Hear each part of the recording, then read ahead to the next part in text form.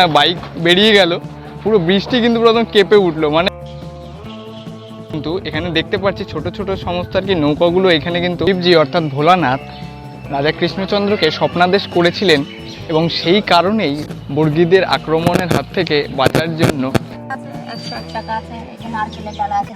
আজকের তারিখ 17ই মার্চ।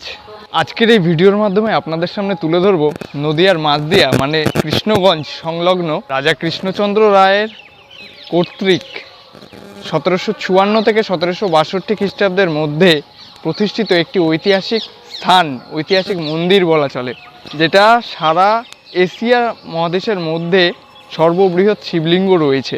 তো আপনারা কিভাবে আসবেন, সেই সঙ্গে সবথেকে জানবার বিষয় হচ্ছে এই মন্দিরটি কখন খোলে এবং পুজো দেওয়ার টাইমটা, সেটা তোমাদেরকে আমি জানাচ্ছি। তার আগে আপনাদেরকে জানিয়ে দিই যে আপনারা আসবেন কিভাবে। আপনারা যদি শিয়ালদার দিক থেকে আসেন তাহলে শিয়ালদা টু গেদে লোকাল ধরে একেবারে পৌঁছাবেন তারকনগর স্টেশনে। আর আপনারা যদি কৃষ্ণনগর দিক থেকে আসেন তাহলে একেবারে রানাঘাট ভায়া হয়ে চলে আসবেন গেদে লোকাল ধরে একদম তারকনগর স্টেশন। আর তারকনগর স্টেশন থেকে একদম বেরিয়েই আপনারা পেয়ে যাবেন টোটো কিংবা অটো। অটো ধরে একেবারে চলে আসবেন শিবনিবাস। টোটোতে বলবেন যাব শিবনিবাস, ভাড়া পড়বে মাত্র 20 টাকা।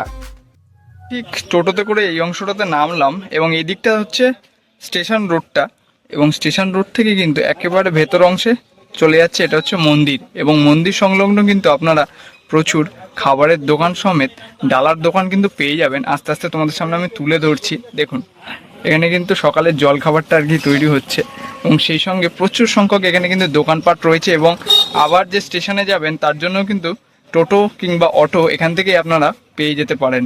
আপনারা যদি এখান থেকে না পান গাড়ি, তাহলে কিন্তু এই শিবনিবাস মন্দির থেকে আবার মেন রাস্তার দিকে হেঁটে আপনাদের যেতে হবে, এবং মেন রাস্তা থেকে কিন্তু আপনারা অনেক টোটো অটো পেয়ে যাবেন। এর বাইরেই প্রচুর সংখ্যক এরকম ডালার দোকান আপনারা পেয়ে যাবেন। তো কাকিমা, এখানে ডালার দাম কত থেকে ন্যূনতম আর কি শুরু হচ্ছে? 21 টাকা। 21 টাকার ডালা কোনটা রয়েছে? ও আচ্ছা। আর এই সামনে যেগুলো দেখছি এগুলোর দাম কত? 101 টাকা আছে, এই যে নারকেলের ডালা আছে 150 টাকা। আচ্ছা, সব রকমই আছে, দুধ গঙ্গা জল পাওয়া যায়। আচ্ছা, মধু সবই পাওয়া যায়, সিদ্দিকি যা লাগে পাওয়া না। আচ্ছা, ন্যূনতম 21 টাকা থেকে শুরু। সেটা মন্দিরে পুজো আছে। দেখুন এগুলো কিন্তু সব 51 টাকা থেকে শুরু হচ্ছে, আর এই সামনেরটা হচ্ছে 101 টাকা।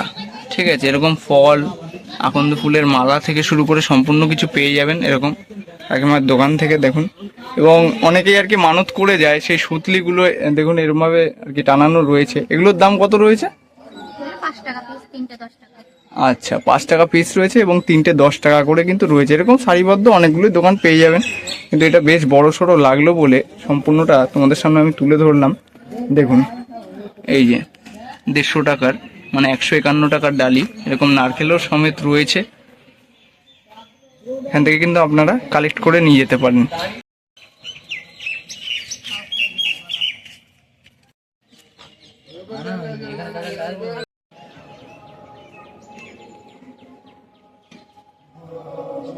हर हर महादेव, जय शिव, जय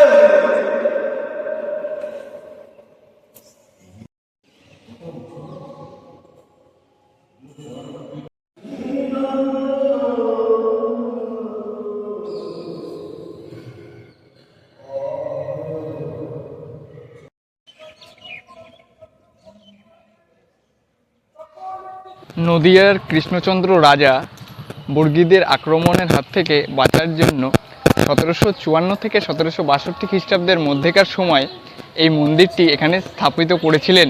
এখানে প্রতিষ্ঠিত এশিয়ার অন্যতম বৃহত্তম শিবলিঙ্গ, যেটির উচ্চতা রয়েছে 9 ফুট। এই 9 ফুট উচ্চতার কোষ্ঠীপাথরের শিবলিঙ্গটি রাজা কৃষ্ণচন্দ্রের নামানুসারে রাজরাজেশ্বর নামে পরিচিত।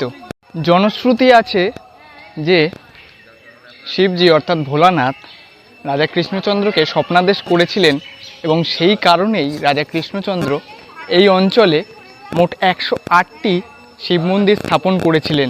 এবং সালটি তখন ছিল ইংলিশের ক্যালেন্ডারে দেখতে গেলে 1754 এবং বাংলা ক্যালেন্ডারে দেখতে গেলে 1676 শকাব্দ।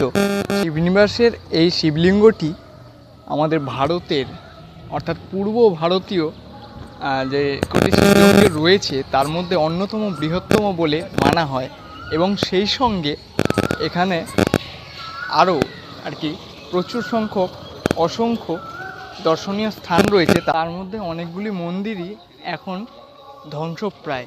সবথেকে জানবার বিষয় হচ্ছে এই মন্দিরটি কখন খোলে এবং পুজো দেওয়ার টাইমটা, সেটা তোমাদেরকে আমি জানাচ্ছি। এই মন্দিরটি হচ্ছে সকাল 8টা থেকে দুপুর 12:30 অবধি খোলা থাকে। তার মধ্যে আপনারা শিবজির মাথায় জল ঢালতে পারবেন এবং সেই সঙ্গে বাটা দিয়ে আপনারা পুজো দিতে পারবেন। কিন্তু বিকেল 4টা থেকে আবার 7টা পর্যন্ত খোলা থাকে এবং মিডিলটাতে যে 12:30 থেকে 4টে হচ্ছে শিবজির ভোগ এবং সেই সঙ্গে যে বিশ্রাম, সেই সময়টা আর কি বন্ধ থাকে। আর 4টের পর থেকে আবার সন্ধ্যে 7টা পর্যন্ত আপনারা বাটা দিয়ে কিন্তু পুজো দিতে পারবেন, যে ডালি, সেই ডালির মাধ্যমে।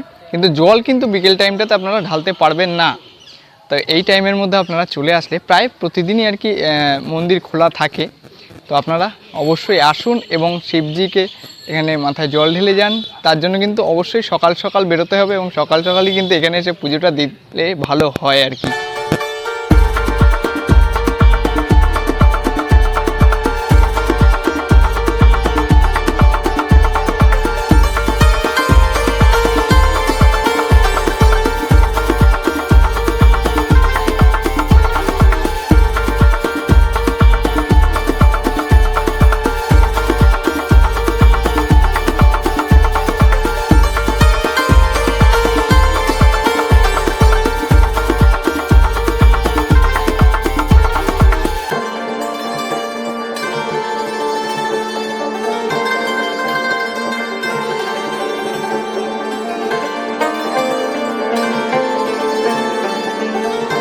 তো মন্দিরটা সম্পূর্ণটাই তোমাদেরকে দেখালাম এবং ইতিহাসটা তোমাদের সামনে তুলে ধরলাম, কিন্তু এখান থেকে আরেকটুখানি 1 মিনিট হাঁটলেই কিন্তু আরেকটি মানে জায়গা পেয়ে যাবেন, যেখানে আর কি গ্রামীণ যে পরিবেশ, সেই সঙ্গে যে বাঁশের যে সেতু, খুবই সুন্দর মানে মনোরম পরিবেশ এই গ্রামের মাঝে, সেটা কিন্তু আপনারা উপভোগ করতে পারবেন সেই একই সঙ্গে।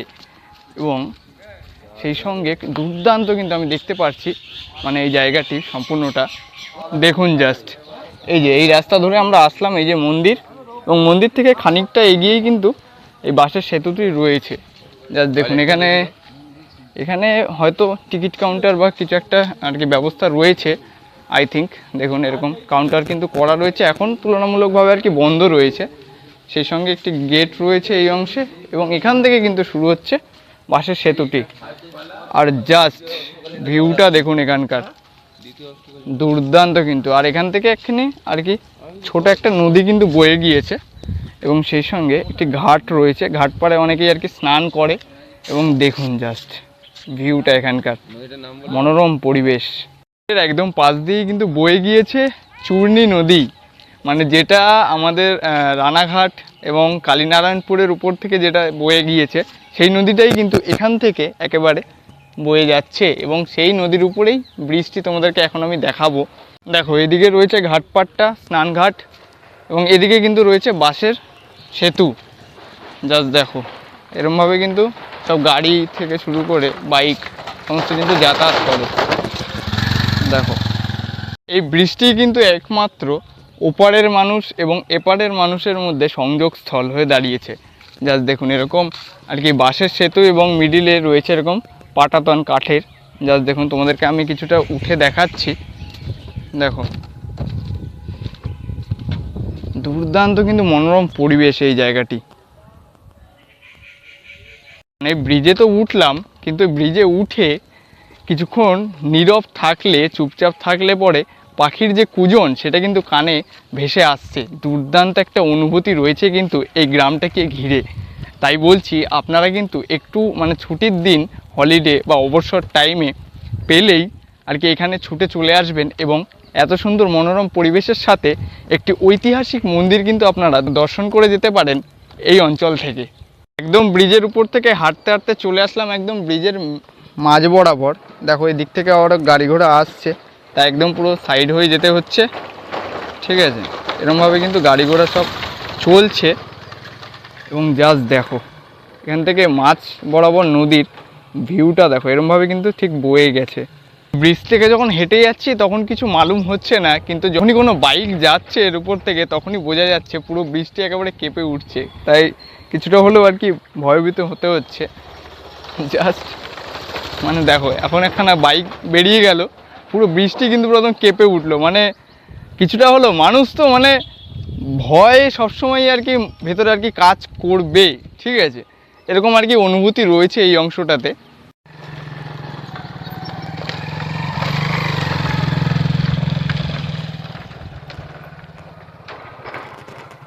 ব্রিজে যখন উঠেই পড়েছি তখন ওপারটা একটুখানি মানে হেঁটে দেখি যে কীরকম কি রয়েছে ওপারের সিনটা, এবং ওপার থেকে ব্রিজটা কেমন কি দেখাচ্ছে তোমাদেরকে একটু দেখিয়ে দিই।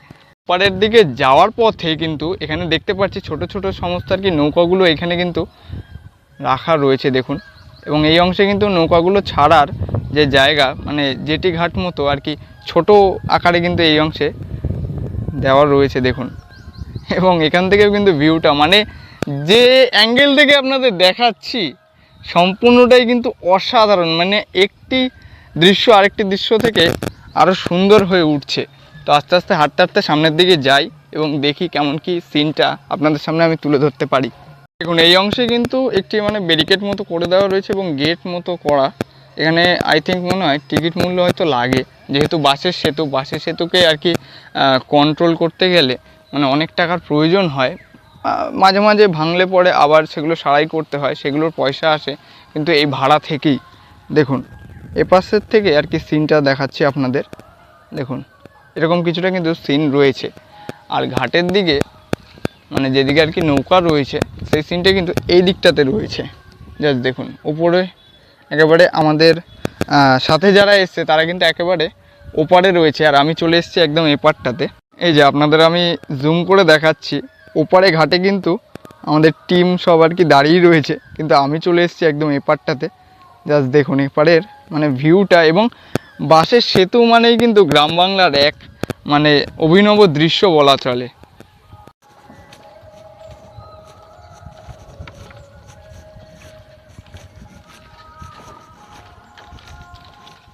তো এই ব্রিজটাকে টপকে ওপারে আমি গেলাম, এবং তোমাদের এই ব্রিজটি এবং সেই সঙ্গে এই গ্রামীণ পরিবেশটি কেমন লাগলো সেটা কিন্তু কমেন্ট বক্সে অবশ্যই জানাবে।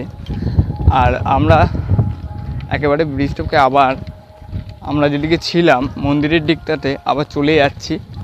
প্রচুর সংখ্যক মানুষ কিন্তু এপার থেকে ওপারে আর কি এই ব্রিজের মাধ্যমে যাতায়াত করে, সেটা কিন্তু বোঝা যাচ্ছে। কারণ আমি খানিকক্ষণ এখানে ছিলাম এবং সেই সঙ্গে মানে যত আর কি ব্যবসায়ী রয়েছে, গ্রামীণ লোক সব রয়েছেন, সবাই কিন্তু এটাই রয়েছে আর কি যাতায়াতের রাস্তা। ওপারের গ্রাম এবং এপারের গ্রামকে সংযোগ স্থল একটি রয়েছে।